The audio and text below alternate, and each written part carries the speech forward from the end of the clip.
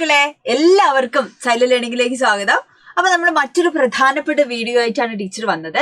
മലയാള സെക്കൻഡിലുള്ള എല്ലാ പ്രധാനപ്പെട്ട കഥാപാത്രങ്ങളെയാണ് നമുക്ക് പരീക്ഷയ്ക്ക് എന്തായാലും ചോദിക്കുന്ന ഒരു ഷുഗർ ചോദ്യമാണ്. ഏതെന്ന് പറയുന്നത് കഥാപാത്ര സവിശേഷതകൾ അല്ലെ. അപ്പൊ കഥാപാത്രങ്ങൾ ഏതൊക്കെ കഥാപാത്രങ്ങൾ മലയാള സെക്കൻഡിൽ നിന്ന് നമുക്ക് വരും എന്നൊക്കെയാണ് നമ്മൾ പറയുന്നത്. ഓക്കെ, അപ്പൊ നമുക്ക് നോക്കിയാലോ ഏതൊക്കെ കഥാപാത്രങ്ങൾ വരിക എന്നുള്ളത്. അപ്പൊ ആദ്യം ചോദിക്കട്ടെ, കഥാപാത്ര നിരൂപണം എഴുതുന്ന സമയത്ത് നമ്മൾ എന്തൊക്കെ കാര്യങ്ങൾ ശ്രദ്ധിക്കണം? കഥാപാത്രത്തിന്റെ പ്രത്യേകതകള്, വേഷം, രൂപം, കഥയിൽ അല്ലെങ്കിൽ പാഠഭാഗത്തിൽ അവർക്കുള്ള സ്ഥാനം അല്ലെ, പ്രധാനപ്പെട്ട സവിശേഷതകള്, ഇനി ഏതെങ്കിലും പ്രധാനപ്പെട്ട സംഭാഷണങ്ങളൊക്കെ ഉണ്ടെങ്കിൽ അതൊക്കെ മക്കൾക്ക് എഴുതാം കേട്ടോ. നമ്മൾക്ക് ആ കഥാപാത്രത്തെ കുറിച്ചുള്ള അഭിപ്രായം ഇതൊക്കെ എന്തിനും എഴുതണം. മാർക്കിനനുസരിച്ചാണ്. 6 മാർക്കാണെങ്കിൽ ഈ കാര്യങ്ങളൊക്കെ എന്ത് ചെയ്യണം, നമ്മൾ എഴുതണം. ഓക്കെ അല്ലേ? അപ്പൊ നമുക്ക് നോക്കാം. ആദ്യത്തെ കഥാപാത്രം എവിടെ നിന്നാണ് വരുന്നത്? 2 മത്സ്യങ്ങളാണ് അല്ലെ. 2 മത്സ്യങ്ങളിൽ ഏതൊക്കെ കഥാപാത്രം ഉള്ളത്? നമുക്ക് ആരെഴുതിയതായിരുന്നു? അംബികാസുധൻ മാങ്ങാടിന്റെ വളരെ മനോഹരമായിട്ടുള്ളൊരു കഥയാണ് അല്ലെ. 2 മത്സ്യങ്ങൾ എന്ന് പറയുന്നത് അഴകന്റെയും പൂവാരിയുടെയും ഭയങ്കര ബ്യൂട്ടിഫുൾ ആയിട്ടുള്ള ഒരു പ്രണയ കഥയാണ്, ഒരു ദാമ്പത്യ ജീവിതത്തിന്റെ കഥയാണ് അല്ലെ. 2 മീനുകളുടെ കഥ. ആ കഥയില് എത്ര കഥാപാത്രമുണ്ട്? അഴകനുണ്ട്, പൂവാലിയുണ്ട്, തവള അല്ലെ. തവള വളരെ പ്രധാനപ്പെട്ട ഒരു കഥാപാത്രമാണ്.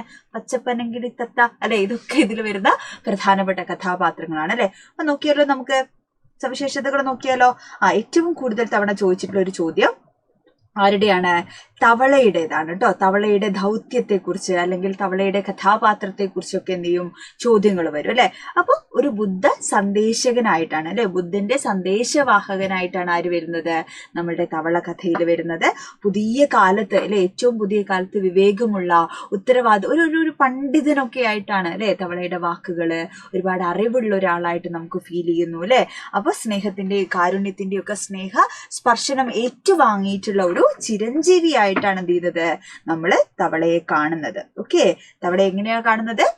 ഒരു സ്നേഹസ്പർശത്തിന്റെ അല്ലെ ചിരഞ്ജീവിയായിട്ട് നമ്മൾ കാണുന്നു.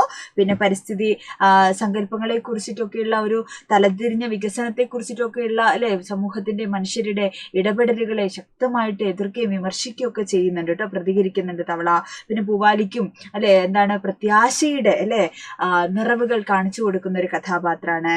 കിളിമകള് അല്ലെ പച്ചപ്പനങ്കിൽ തത്ത ഇങ്ങനെ ഒറ്റയ്ക്ക് ഇരുന്ന് കരയുന്ന സമയത്ത് പച്ചപ്പനങ്കിൽ തത്തനോട് ഇങ്ങനെ സ്വന്തം ദുഃഖത്തിന്റെ മേൽ അടയിരിക്കും അല്ലെ പറന്ന് ഈ കഥകളൊക്കെ ലോകത്തെ അറിയിക്കൂ എന്ന് പറഞ്ഞിട്ടുള്ള ദൗത്യം കൂടെ ആരെ ഏറ്റെടുക്കുന്നുണ്ട്?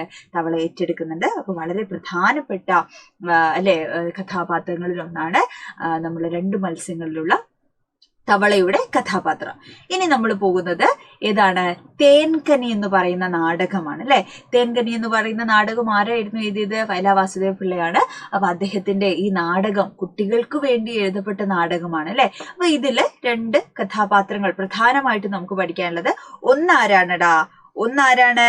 ആരാണ് പറഞ്ഞോ, നിങ്ങള് കമന്റ് ചെയ്തോ? ആരാണ്? വനഗായകനാണ് അല്ലെ. അപ്പൊ ഒരു സ്വാത്വിക പ്രതിബിംബമാണ് അല്ലെ, പിതൃബിംബമാണ് ആരുടേത്? നമ്മുടെ വനഗായകന്റേത്.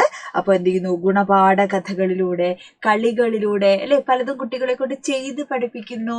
ഒരുപാട് കഥകളിലൂടെ പറഞ്ഞു കൊടുക്കുന്നു. അപ്പൊ ഒരു മുത്തശ്ശന്റെ, നമ്മളെയൊക്കെ വീട്ടിൽ നമ്മൾ കാണുന്ന ഒരു അപ്പൂപ്പന്റെ, ഒരു മുത്തശ്ശന്റെ ഒക്കെ ഒരു ഭാവമാണ് ഇവിടെ വനഗായകനെ നമ്മൾ കാണുന്നത് അല്ലെ. കാട് തന്നെയാണ്, അല്ലെങ്കിൽ കാടിന്റെ പ്രതിനിധിയായിട്ടാണ് ആര് വരുന്നത്?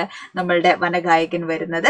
വൃദ്ധനുമായിട്ട് കുട്ടികൾ കൂട്ടുകൂടുന്നതും അവരുടെ ആവശ്യങ്ങൾ നേടിയെടുക്കാൻ അദ്ദേഹത്തെ അല്ലെ സമീപിക്കുന്നതും ഒക്കെ വളരെ ബുദ്ധിപൂർവ്വം അല്ലെ കുട്ടികളെ ഇങ്ങനെ പറഞ്ഞു മനസ്സിലാക്കുന്നതും അല്ലെ നല്ല വഴിയിലേക്ക് തിരിക്കുന്നതും ഒക്കെ നമ്മൾ കാണുന്നുണ്ട് അല്ലെ. അതേപോലെ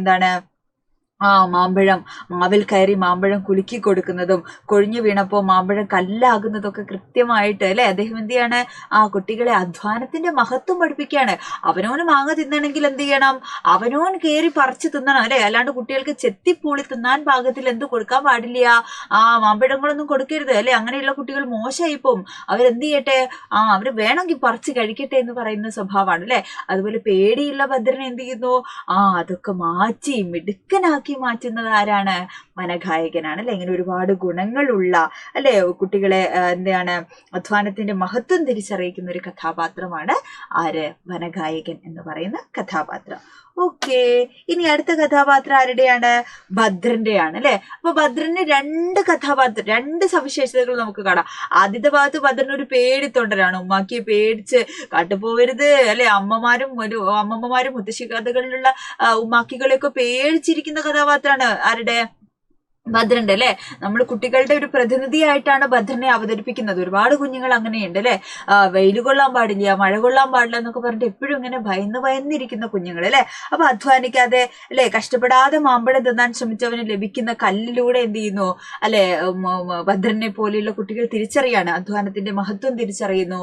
അതേപോലെ എന്താണ് കാട്ടില് അല്ലെ അവസാന ഭാഗത്ത് എന്താണ് കൂട്ടുകാരുടെ കൂടെ എന്ത് ചെയ്യുന്നു, കൂട്ടുകാർക്ക് വേണ്ടി അല്ലെ കാട്ടിൽ പോകാനും അവർ ബോധം കെട്ട് കിടന്ന സമയത്ത് ബുദ്ധിമുട്ടി തന്നെ പോയി ആ പേടിയും ഒക്കെ അതിജീവിച്ച് മരുന്ന് കൊണ്ടുവരാനൊക്കെ അല്ലെ. അപ്പൊ സ്നേഹമുള്ള ധൈര്യമുള്ള കുട്ടിയായിട്ട് പിന്നീട് ആര് മാറുന്നു? ഭദ്രൻ മാറുന്നു. നാടകം തുടങ്ങുന്ന ഭാഗത്ത് പുതിയ തലമുറയിലുള്ള കുട്ടികളുടെ പ്രതിനിധിയായിട്ടാണ് ഭദ്രനെ അവതരിപ്പിക്കുന്നത് അല്ലെ. അപ്പൊ അങ്ങനെ കൂട്ടുകാർക്ക് വേണ്ടി ത്യാഗം ചെയ്യുന്ന കഥാപാത്രമായിട്ട് അല്ലെ ഭദ്രൻ മാറുന്നു. അങ്ങനെ അല്ലെ അധ്വാനിക്കാതെ ഫലം അല്ലെ കണ്ടെത്താനുള്ള ശ്രമങ്ങൾ പാഴാകുമ്പോൾ അവനവൻ ശ്രമിക്കുമ്പോൾ മാത്രമാണ് അത് ലഭിക്കുന്നത് എന്നുള്ള തിരിച്ചറിവിലേക്ക് ആര് വരുന്നത് നമുക്ക് കാണാം? നമ്മുടെ ഭദ്രൻ വരുന്നത് നമുക്ക് കാണാം അല്ലെ. അപ്പൊ ആ രണ്ട് കഥാപാത്രങ്ങൾ നമ്മൾ പഠിച്ചു. തവളയെ പഠിച്ചു, ആരെ പഠിച്ചു? ഇത്രയും കഥാപാത്രങ്ങൾ നമ്മൾ പഠിച്ചു അല്ലെ. ഇനി ആരെയാ നമുക്ക് പഠിക്കാനുള്ളത്? ഇനി ഏത് കഥാപാത്രമായിരുന്നു മലയാള സെക്കൻഡിലുള്ളത്? ആരാണ്? നോക്കൂ, നമുക്ക് നോക്കിയാലോ. ആരാണ്? വാഴവെട്ട് അല്ലെ. നമ്മുടെ ഫസ്റ്റ് യൂണിറ്റിൽ നമ്മൾ പഠിച്ചിട്ടുണ്ട് അല്ലെ. ആരൊക്കെയുണ്ട്? റാഹേൽ ഉണ്ട്, നമ്മുടെ മാർക്കോസ് ചേട്ടനുണ്ട് അല്ലെ. റാഹേലിന്റെ കഥാപാത്ര സവിശേഷത എന്തായിരുന്നു? കർഷകനായ പിതാവിനൊപ്പം മണ്ണിനെയും കൃഷിയെയും ഒക്കെ തിരിച്ചറിഞ്ഞ ഒരു കഥാപാത്രമായിരുന്നു ആര്? റാഹേൽ അല്ലെ. അനീതിക്കെതിരെ പ്രതികരിക്കുന്നുണ്ട്, അധ്വാനത്തിന്റെ മഹത്വം തിരിച്ചറിയുന്നുണ്ട്, അപ്പന്റെ കൂടെ അല്ലെ അവരുടെ ആവശ്യബോധത്തിനനുസരിച്ച് എന്താണ് എല്ലാത്തിനും കൂടെ നിൽക്കുകയും ഒന്നിനും പരാതി പറയില്ലാത്ത അല്ലെ അങ്ങനെ വളരെ മികച്ചൊരു കഥാപാത്രമാണ് റാഹേലിന്റെ കഥാപാത്രം. മാർക്കോസ് ചേട്ടൻ എങ്ങനെയാണ്?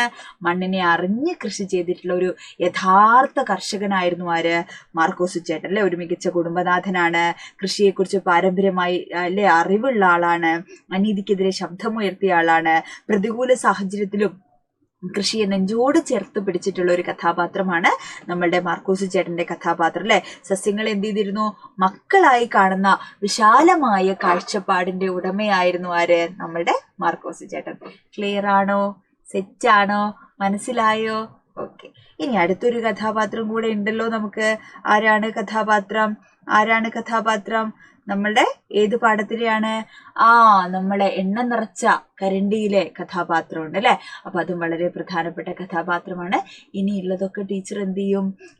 ക്ലാസ്സിൽ അല്ലെ മെഗാ മാരത്തോൺ ലൈവുകളിൽ മക്കൾക്ക് ഡീറ്റെയിൽ ആയിട്ട് പറഞ്ഞു തരും. അപ്പൊ ഇത്രയും കഥാപാത്രങ്ങളെ എന്ത് ചെയ്യുക മക്കൾ ഓർത്ത് വെക്കുക. വളരെ ഇമ്പോർട്ടൻ്റ് ആയിട്ടുള്ളൊരു ചോദ്യമാണ്. ഉറപ്പായിട്ടും നമുക്ക് വരുന്ന ഒരു ചോദ്യം കൂടെയാണ് കേട്ടോ. ബാക്കി നമുക്ക് ലൈവുകളിൽ പഠിക്കണം. ലിങ്കൊക്കെ ഷെയർ ചെയ്ത് കൊടുക്കണം. ബാക്കിയൊക്കെ പറഞ്ഞതുപോലെ കേട്ടോ. ബാക്കിയൊക്കെ നമുക്ക് ഉഷാറാക്കാം. അപ്പോൾ ഓൾ ദി ബെസ്റ്റ്.